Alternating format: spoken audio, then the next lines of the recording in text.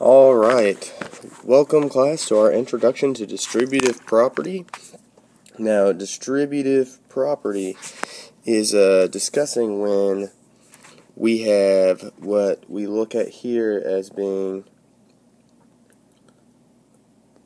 parentheses around a couple of numbers with some operations on the inside. But what we're basically looking at is what is on the front of those parentheses. What are we going to do with what's in front of the parentheses? And the great thing about distributive property is no matter what, whatever we have in front of the parentheses is always going to times or multiply to everything on the inside. So I've got 5 here, and it's going to multiply to 3, and it's going to multiply to -1. And I like to call these arrows that I drew up here, I like to call those my rainbows. So I draw a rainbow to everything on the inside. And what that means is 5 times 3, and then also 5 times a -1. And that's going to give me 15. And since 5 times -1 is -5, it's going to be -5. And then obviously I could look at this answer right here and do 15 minus 5 to get 10 as my final answer right here. Okay? So the main focus we're looking at right now is everything on the inside is multiplied by whatever is on the outside of the parentheses. So I've got 3 on the outside right here. It's going to multiply, multiply, multiply, multiply. Guess what? All those things it's going to multiply. And the great thing about multiplying times a variable is you just keep them variable with it. So I'd have 3x, because that's 3 times x, plus 3b, plus 3c, plus 3h. And we just got done with our combining like terms unit, and there's nothing there that I can combine. X, B, C, H are all different variables. They cannot be combined. So this is my final answer. Even though it's not a short one, it's my final one. Now we're going to do a little bit of combining with variables, and then also just having integer operations. Again, my number on the outside is what I'm going to multiply. So I've got 7 times b, and then 7 times -4. Because if you look at it, and I know some of you are going to say it's not a -4, it's a -4.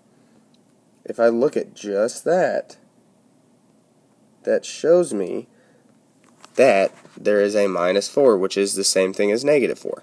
If I take that -4 by itself, it's going to become -4. So 7 times b would be 7b. 7 times -4 would give me -28. And that is my final answer, because only one of them has a variable, so they are not like terms. Now, this is the one that really messes with people's heads. Okay, I've got to add a 1 here, and I'm going to backtrack a little bit just to give you an idea. You always distribute what's ever in front of the parenthesis. There's not a number there. There is just a negative sign. So if there's not a number, you assume that it's a 1. Okay? So you're going to distribute -1 to everything on the inside. So -1 times 3 and -1 times 7.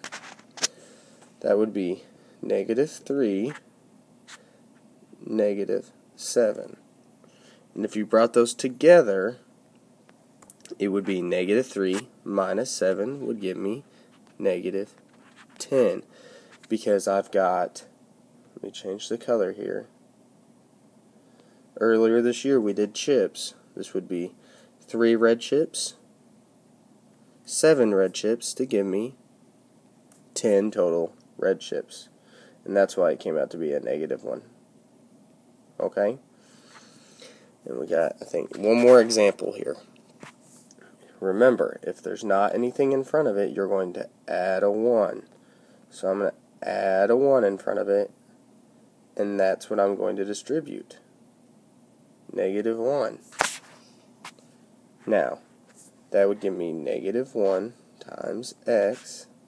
That looks a little bit too similar, so I'm going to use a dot this time. Times x. And negative 1 times 2. Okay, so that would give me negative 1x and negative 2. That would be my final answer. Okay, now I've got one more thing I want to show you, because this is another one that really trips up people. Remember, anything you put in front of the parenthesis is going to be distributed. So if I've got 5 plus x plus 1 here, and I put an x in front of it, I am going to distribute whatever is in front of the parentheses. So I'll make my little rainbow arrows here. And x times 5, x times x, x times 1. Okay, so that would give me 5x. X times x is x squared, and then this would be 1x. Now, I'm going to have to point this out because this is the first one we've ran into. I've got some like terms here. Now, this one is not a like term because it doesn't have the same exponent. And everybody remembers that's Alana's job to tell us exponent, and Maddie's always been the one that tells us same variable. So the green here represent what Maddie always tells us with the same variable, and the exponent is the one that Alana always tells us about, and that's the one in the middle. So if I did 5 plus 1, because that's what these two are right here, that would give me 6x. And then I would have to just bring this one down, which would give me x squared. Okay? And that's a positive. So I would write that a little bit better. I'm going to erase that right here because that doesn't look very good. That would be 6x plus x squared, because I combined my 5x and my 1x right there, and then I just brought down x squared, and it was positive, so it became plus x squared. Alright, now hopefully this video helps, and we'll discuss it some more in class.